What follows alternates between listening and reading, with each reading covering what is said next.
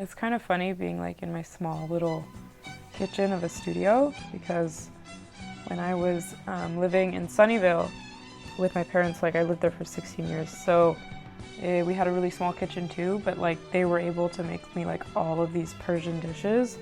And Persian dishes take a long time. Like I'm making a really lazy one where you just kind of chop a lot of things and throw it in and you know, it's done. But they would do all these amazing dishes for me and I was always grateful because I would get home-cooked meals every day. And I remember being like a spoiled little brat and being like, I want McDonald's, like I want In-N-Out and like all these things. And like now, I wish I had these meals every day.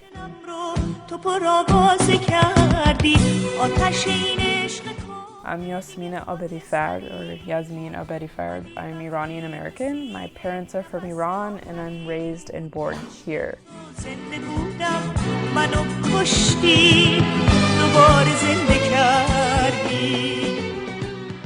Food is like one of the main aspects of culture that we don't really talk about, and so it's really interesting that when we associate things with culture, we kind of think of language or the way people dress or the way that they like orient themselves in the world, but food says a lot.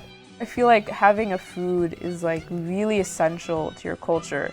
And like I was privileged enough to have my parents have the capacity to make the food every day for me. So some people don't and they don't get to experience that, and like that's totally valid. But I'm like forever grateful. And I remember when I was in the dorms and like the cafeteria food was just like dreadful. I'm glad I can make my own food because a lot of the foods that I do make have influences from things that my parents taught me. My rice cooker is a Persian one.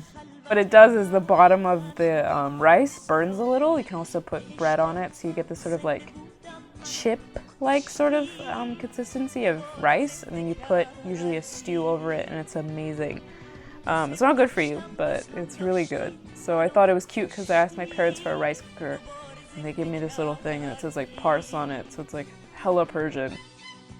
I think also being Iranian, it's cool because our food hasn't been appropriated yet.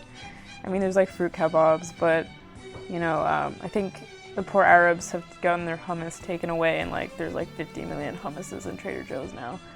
But Persian food, a lot of people just know kebab, but I mean like I'm making kebab, but you know, there's a million other dishes out there. My friend got me cucumbers and we were in a rush, so I couldn't correct her, but she had grabbed me those really large ones, which have a different flavor from Persian cucumbers.